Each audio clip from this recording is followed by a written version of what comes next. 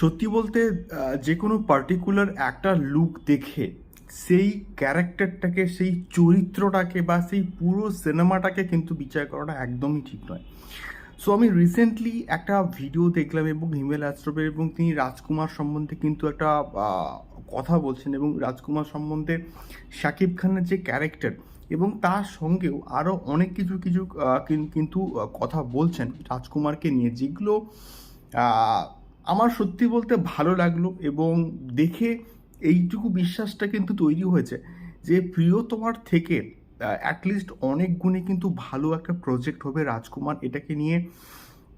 যেমন আমরা প্রত্যেকে কনফিডেন্ট, তেমনিভাবে পরিচালকও কিন্তু প্রচণ্ড কনফিডেন্ট। তার কারণটা কি? এবং তিনি একটা কথা বলছেন যে একটা আমরা রাজকুমারে শাকিব খানকে কিন্তু অনেক রকম এজে এবং অনেক রকম লুকই কিন্তু দেখতে পাবো।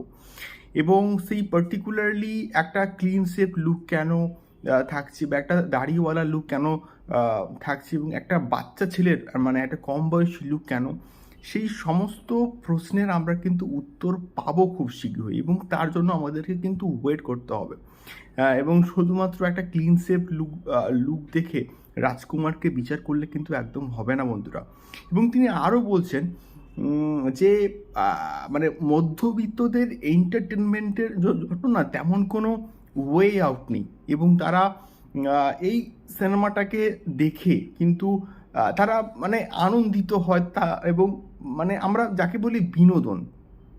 তো সেক্ষেত্রে মানে আমরা দেখে এসেছি এটা প্রিয়তমার ক্ষেত্রে, যারা প্রিয়তমাকে সাকসেসফুল বানিয়েছে তারা কিন্তু সবাই মানে বড়লোক বাড়ির বা এইরকম কিন্তু কিছু নয়, এবং অনেক মধ্যবিত্ত পরিবার, এবং তারা কিন্তু সিনেমা হলে গিয়ে কিন্তু দেখেছে।